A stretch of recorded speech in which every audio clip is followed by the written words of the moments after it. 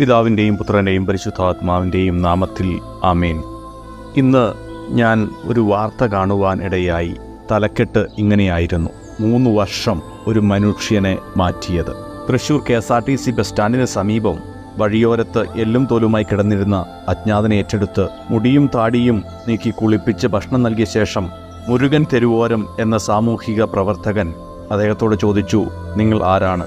മുരുകൻ്റെ കയ്യിലെ mobile phone ആവശ്യപ്പെട്ട അജ്ഞാതൻ ഫേസ്ബുക്കിലെ ഒരു പ്രൊഫൈൽ എടുത്ത് കാണിച്ചിട്ട് പറഞ്ഞു, ഇതാണ് ഞാൻ. മഹേഷ് അയ്യർ എന്ന ഫേസ്ബുക്കിലെ ചിത്രവും ഇപ്പോഴത്തെ രൂപവും തമ്മിൽ ഒരു തരത്തിലും പൊരുത്തപ്പെട്ടില്ല. 3 വർഷം മുൻപുള്ള ചിത്രമാണ് ഫേസ്ബുക്കിലേതെന്നും ഇപ്പോൾ പ്രായം 46 ആണെന്ന് പറഞ്ഞത് വിശ്വസിക്കാൻ ആകുമായിരുന്നില്ല. അതിനുശേഷം ആ മനുഷ്യൻ അദ്ദേഹത്തിൻ്റെ കഥ പറഞ്ഞു.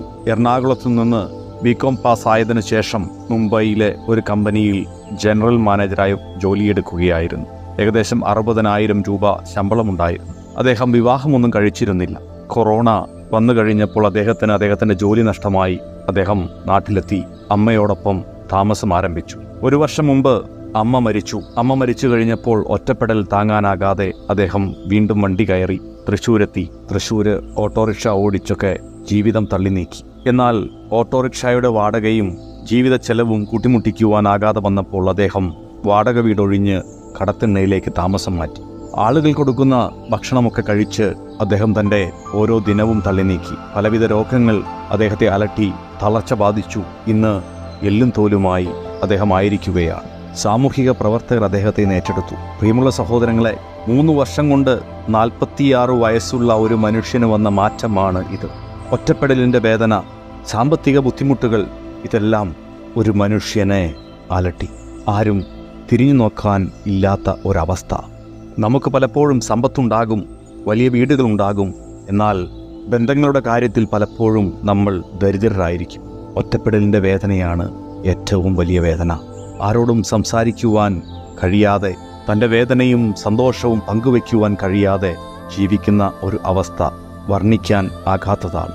അതുകൊണ്ട് പ്രിയമുള്ളവരെ, ഇന്ന് നമ്മൾ ഉണർന്നെഴുന്നേൽക്കുമ്പോൾ ദൈവത്തോട് നന്ദി പറയാം.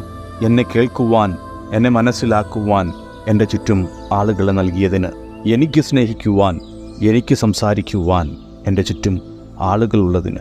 അതുപോലെ തന്നെ എൻ്റെ ചുറ്റിലും ഒറ്റപ്പെടലിൻ്റെ വേദന അനുഭവിക്കുന്നവർ, സാമ്പത്തിക ബുദ്ധിമുട്ടുകൾ അനുഭവിക്കുന്നവർ, രോഗാവസ്ഥയിലായിരിക്കുന്നവർ, അവരിലേക്ക് എൻ്റെ കണ്ണുകൾ തുറക്കുവാനും എൻ്റെ ജീവിതം അവർക്ക് കൂടി പങ്കുവച്ച് നൽകുവാനും എന്നെ അനുഗ്രഹിക്കണമേ എന്ന് ആത്മാർത്ഥമായിട്ട് നമുക്ക് പ്രാർത്ഥിക്കാം.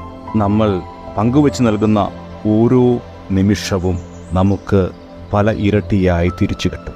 അത് ദൈവത്തിൻ്റെ വാഗ്ദാനമാണ്. ഈ വാഗ്ദാനത്തിൽ ഉറച്ചു വിശ്വസിച്ചുകൊണ്ട് നമ്മുടെ ഈ ദിവസം നമുക്ക് ആരംഭിക്കാം. പുതിയ ഒരു ജീവിതത്തിലേക്ക് കാൽവെച്ച് നമുക്ക് നടന്നു നീങ്ങാം. സർവശക്തനായ ദൈവം നമ്മെ എല്ലാവരെയും സമൃദ്ധമായിട്ട് അനുഗ്രഹിക്കട്ടെ. പിതാവിൻ്റെയും പുത്രൻ്റെയും പരിശുദ്ധാത്മാവിൻ്റെയും നാമത്തിൽ ആമേൻ.